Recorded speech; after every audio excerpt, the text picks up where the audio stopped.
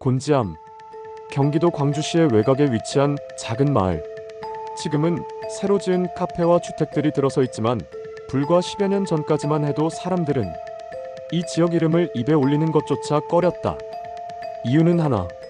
국내에서 가장 악명 높은 폐병원 곤지암 정신병원. 병원은 1990년대 후반에 문을 닫았다. 공식적인 폐쇄 이유는 병원장의 해외 이주였다고 기록되어 있다. 그러나 현지 주민들 누구도 그 의사가 해외로 떠나는 모습을 본 적이 없었다. 건물은 버려졌다. 진료 기록, 환자 명부, 심지어 수술 장비와 약품까지 그대로 남은 채였다.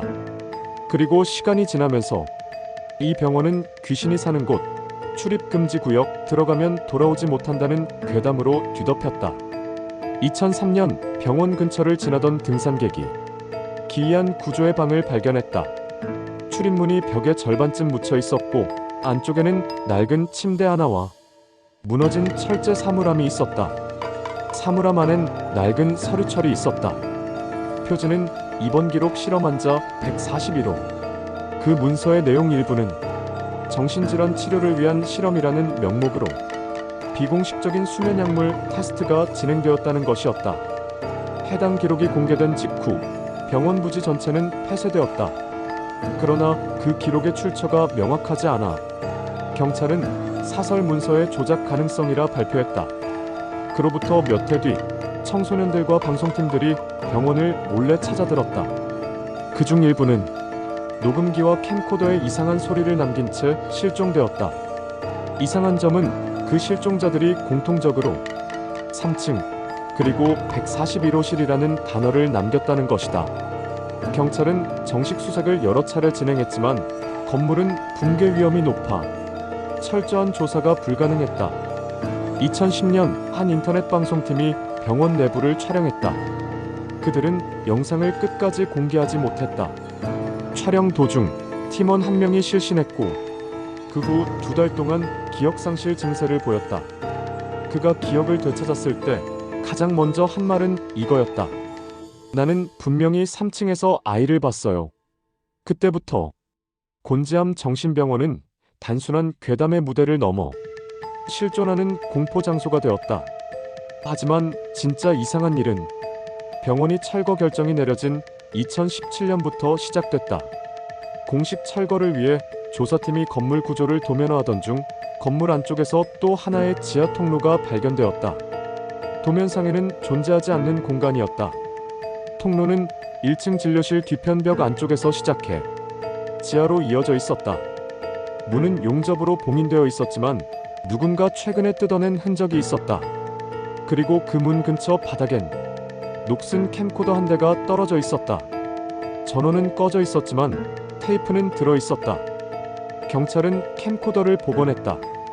그리고 거기서 나온 음성이 사건의 시작이 되었다. 지금은 새벽 2시 13분입니다. 곤지암 정신병원 내부 3층 복도 쪽으로 이동 중입니다. 이쪽 공기는 이상하게 따뜻하네요. 그건 2016년 3월 4일에 실종된 유튜브 탐사 채널 운영자 밤의 기록관 팀장의 목소리였다. 그의 행방은 여전히 미제로 남아 있었다. 녹음은 약 8분 정도였다. 마지막 2분은 정체를 알 수 없는 노이즈로 덮여 있었다. 그 중간에 짧게 들린 문장 하나. 문이 또 생겼어요. 이 한 문장이 당시 수사팀을 다시 움직이게 했다. 경찰은 철거를 잠시 중단하고 병원 내부 재조사에 착수했다. 하지만 그들은 아무것도 찾지 못했다.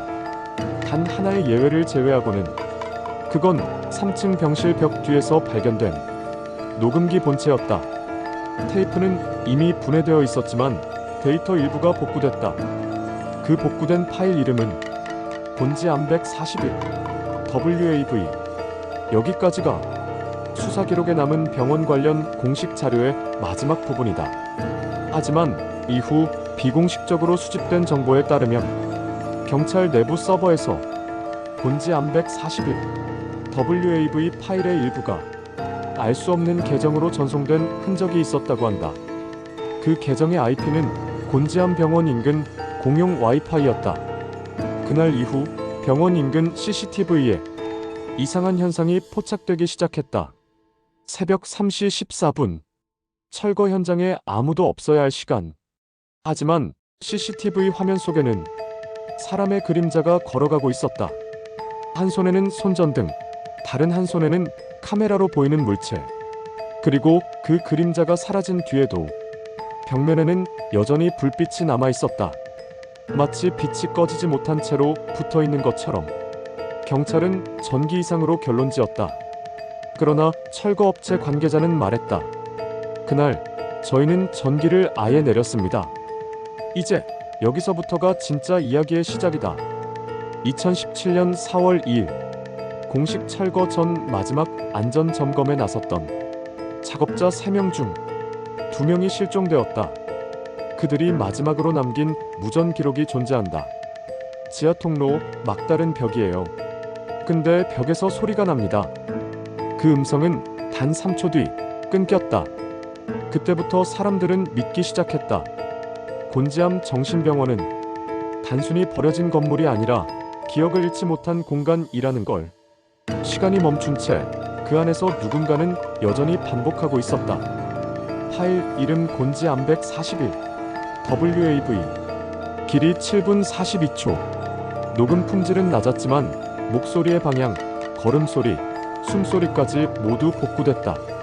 소리의 주인은 밤의 기록관 팀장 전태풍. 그가 마지막으로 병원에 들어간 날은 2016년 3월 4일 금요일이었다. 기상청 자료에 따르면 그날 새벽 2시의 기온은 영하 2도. 비는 내리지 않았지만 파일 속에서는 계속 물소리가 들린다.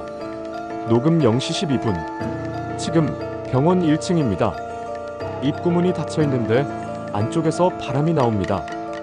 0시 41분. 벽에 글씨가 있습니다. 141호는 아직 태어나지 않았다. 무슨 뜻이죠? 이후로 15초 동안 정적. 그 다음 들리는 건 물방울 떨어지는 소리였다. 그게 천장에서 떨어지는 소린지 아니면 누군가 걸어오는 소린지 구분되지 않았다. 1시 14분. 누가 거기 있나요? 마이크가 바닥으로 떨어지는 소리. 이후 똑똑똑 하는 규칙적인 두드림. 그 리듬은 정확히 3초 간격으로 반복됐다. 마치 누군가 벽을 안쪽에서 치는 듯한 소리였다. 녹음은 3분 22초 구간에서 급격히 왜곡됐다. 음성 분석 결과 그 부분엔 인간의 청음 범위를 초과하는 18,000Hz의 고주파가 섞여 있었다. 국립과학수사연구원 보고서에는 기계적 오류로 보기 어려운 반복 진동이라는 문장이 남아있다. 그 직후 전태풍의 숨소리가 들렸다. 3시 25분. 여기 누워있는 게 보여요. 환자복이에요. 141 맞아요. 여기 써있어요. 그의 목소리가 갑자기 낮아진다. 그리고 들리지 않아야 할 목소리가 이어진다. 3시 39분. 자리로 돌아가세요. 여자 목소리였다. 마이크에서 40cm 이내 거리. 그녀는 한 번도 호흡을 하지 않았다. 녹음 4분 이후부터는 전태풍의 발소리와 함께 무언가를 끄는 듯한 마찰음이 반복된다. 이상한 점은 그의 발자국이 계단을 오르는 방향으로 들린다는 것이다. 경찰 수사 보고서에 따르면 윤태준이 들어간 당시 3층으로 올라가는 계단은 붕괴 상태였다. 즉, 그가 걸었던 공간은 존재하지 않는다. 4시 58분. 벽이 움직여요. 여긴 방이 아니에요. 5시 2분. 141호 문이 열렸어요. 그 순간 녹음 파일의 음압이 정상 수치의 4배로 급상승했다. 이건 사람이 비명을 지른 수준이 아니라 마이크 근처에서 공기가 터진 수준이었다.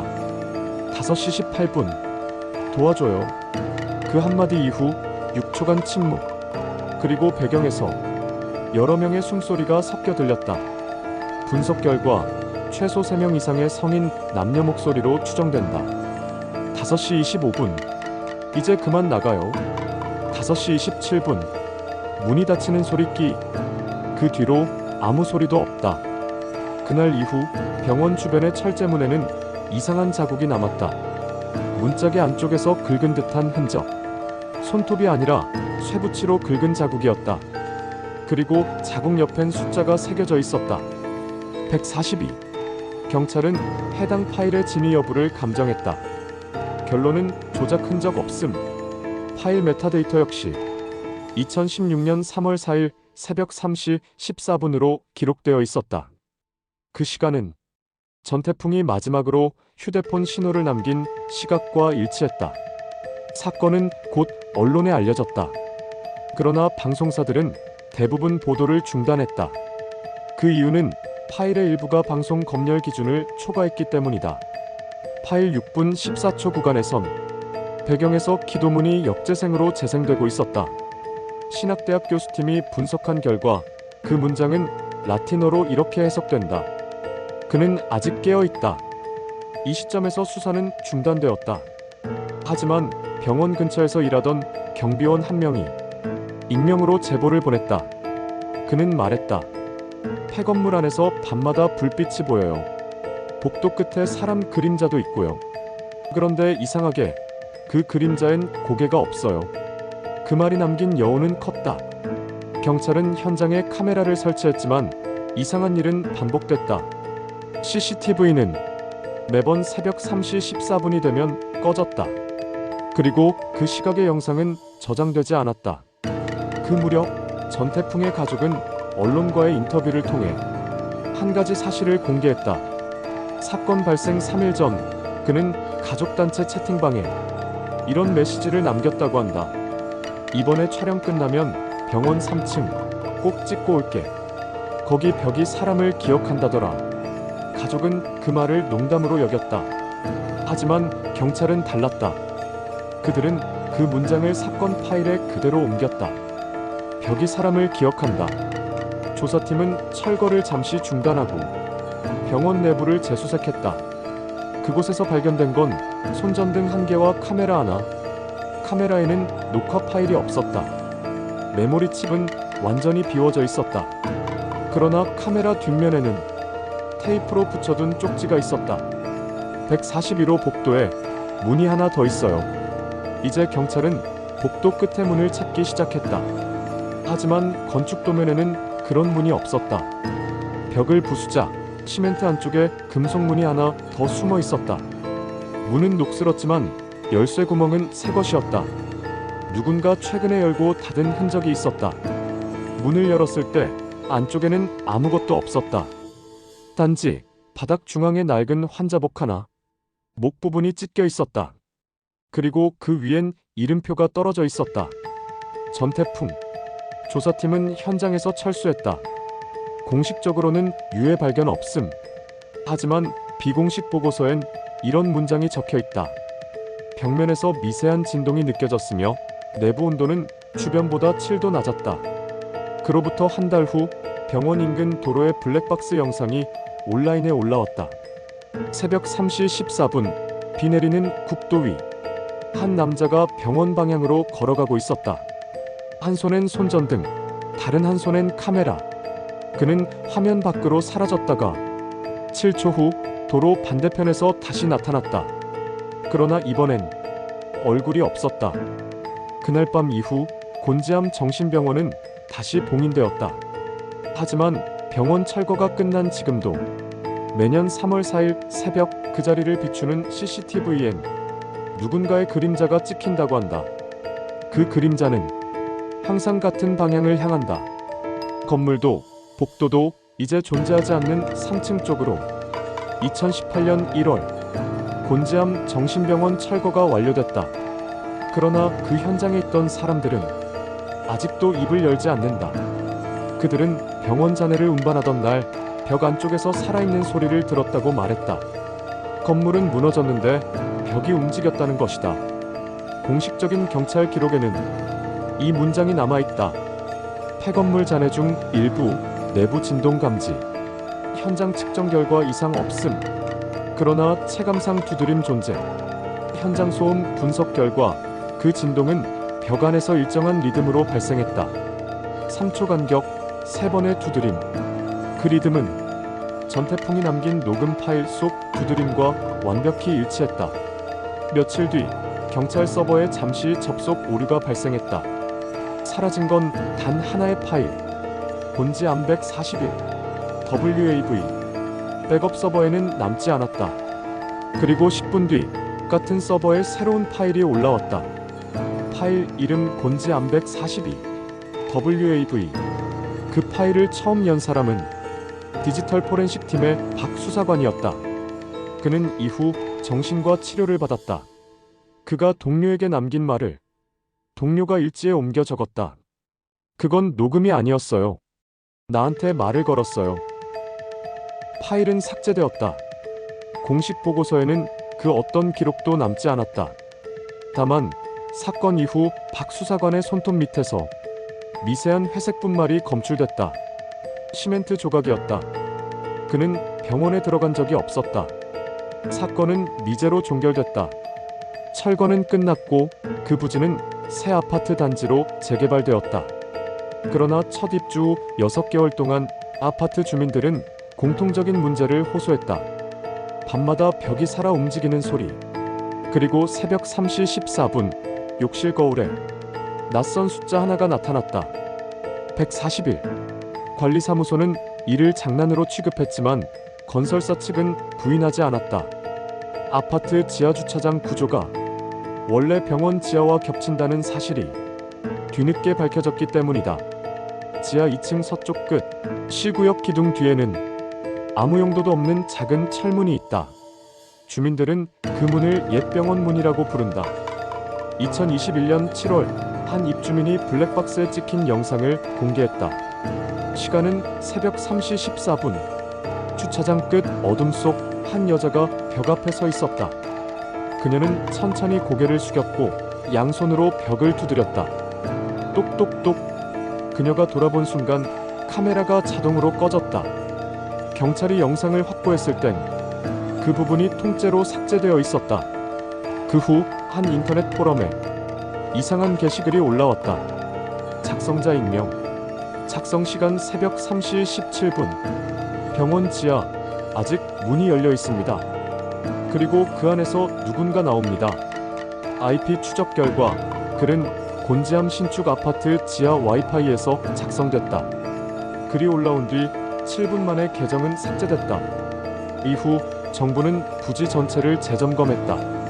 건축 구조상 지하 통로는 존재하지 않았다. 하지만 지하 콘크리트를 뜯어본 결과 안쪽에서 철문 손잡이 모양의 녹슨 금속이 발견되었다. 그리고 그 표면에 마치 손으로 쓴 듯한 글씨가 남아 있었다. 열지 마. 마지막 장면은 다큐 제작팀이 직접 확보한 한 주민의 인터뷰로 끝난다. 그는 지금까지도 새벽마다 잠에서 깬다고 했다. 그날도 벽 두드리는 소리가 났어요. 똑똑똑 3번. 그리고 딱 한 번 안쪽에서 답이 왔어요. 여기 있어요. 그 남자는 말을 마치며 고개를 숙였다. 손등에 묻은 회색 가루가 시멘트였다. 그날 이후 그는 어디로 갔는지 아무도 모른다. 다만 CCTV에는 그가 새벽 3시 14분에 엘리베이터를 타고 지하로 내려가는 모습이 찍혔다. 그의 뒤에는 얼굴이 없는 여자 그림자가 서 있었다. 이제 남은 건 단 하나의 질문. 병원은 사라졌다. 벽도 부서졌다. 그런데 왜 벽 안의 사람은 아직 대답하고 있을까? 마지막 장면. 다큐 내레이션이 느리게 흐른다. 곤지암 정신병원 사건은 공식적으로 미제다. 그러나 매년 3월 4일 그 시간 새벽 3시 14분에 전국 어딘가에서 곤지암백 41 WAV 파일이 다시 업로드된다. 그리고 그 파일의 길이는 항상 같다. 7분 42초. 그들은 말한다. 공포는 공간에 남는 게 아니라 기억에 남는다고. 그러나 이곳의 기억은 사라지지 않는다. 사람이 떠나도 벽은 아직 듣고 있다. 문이 또 생겼어요.